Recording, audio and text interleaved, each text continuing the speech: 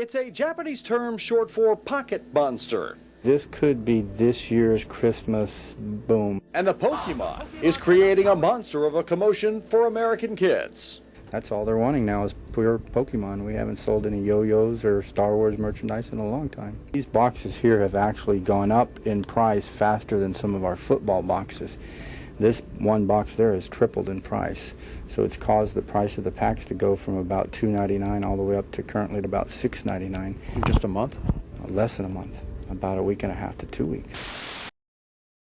Pokemon openings are dead on YouTube. What I said is a very controversial topic, but I'm going to be explaining why I think so. No matter if you just got into this hobby, or you're someone who was at the very start of when Pokemon was released, you in some shape or form know about it. Either you sometimes watch it, or you're someone who watches everyone. Pokemon in general has been on this platform for quite a while, and this video titled just Pokemon was actually the very first YouTube video created about Pokemon over 17 years ago. Only a couple months after YouTube was actually made. But that's not quite what I want to talk about today. I won't be going through every video in the past and going through the whole entire history of Pokemon cards, but more or less this video is about the future of content creation as a whole on this platform. If you want to start your channel, I highly suggest watching the whole video, because it's something that a lot of people are too scared to actually say. This has been on my mind for quite a while, when I stopped doing Pokemon openings on YouTube.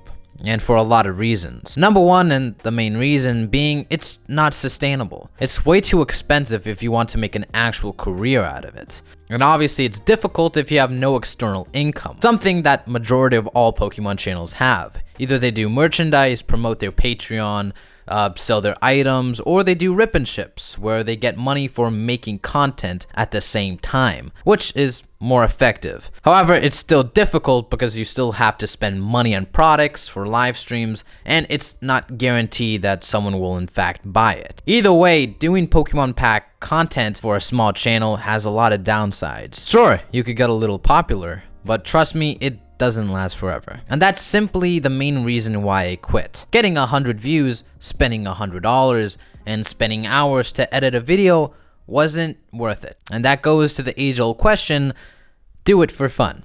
See, what I'm about to say is going to be very controversial, and if you're someone who wants to start a channel, I really want you to listen to what I'm about to say. I'll probably get a lot of hate for this, but again, just take this with a grain of salt. No successful YouTuber got to where they are by thinking it was fun. And I know that statement alone will cause a lot of arguments. However, before you start commenting, let me explain. Being a successful YouTuber means you need to work incredibly hard. You need to do something that no one else has done before, and doing something that no one does, obviously. And getting recognized by doing that is very difficult. You yourself need to pioneer new content, and if you succeed, the prize can be very big. People like to misinterpret when someone says to be good at and successful with what you're doing means you just need to have fun while doing it. Well, technically, this isn't wrong. However, that simply is just one part of success. Being successful is a labor-intensive project. Simply having fun sometimes doesn't cut the chase. People have to work harder than everyone around them to stand out. Saying to a successful person, "Oh, you got to where you are just by having fun," is incredibly rude. They got to where they are by hard work and discipline. People who go into content doing it for fun soon give up, because discipline isn't fun.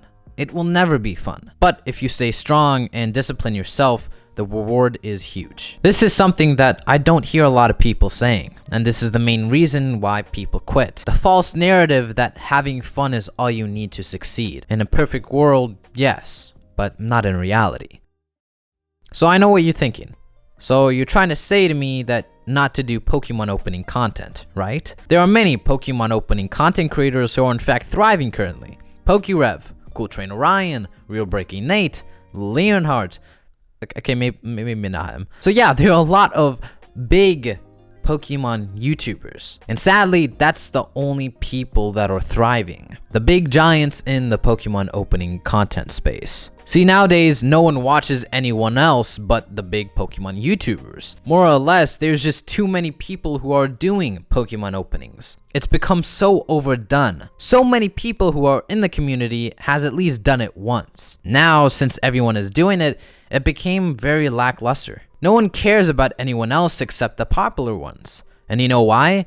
It's because they're doing something different. They aren't just opening up Pokemon cards. Each of them have innovative ideas, and they are charismatic in their own right. Fusion strike! Fusion strike. They try their best to make different content, so that their viewers will have a fun time watching them, because they're big for a reason. And that's why so many Pokemon channels fail. They try doing the same thing and hopping on trends that get them a bunch of subscribers. However, that just results in their channel slowly dying off. So the question isn't, should I do Pokemon opening content? Or why am I not successful? The real question is, what are you doing that sets you apart from everyone else? And that's something you really need to think about. Thank you so much for watching the video. And just a quick reminder before I go, I have a Discord, and the link to it will be in the top description. You could join it if you want. It's very fun. There's a lot of cool people there, and you could also suggest video ideas. You could also contact me regarding scammers, and hope you guys have an amazing day, and see you later, weeps.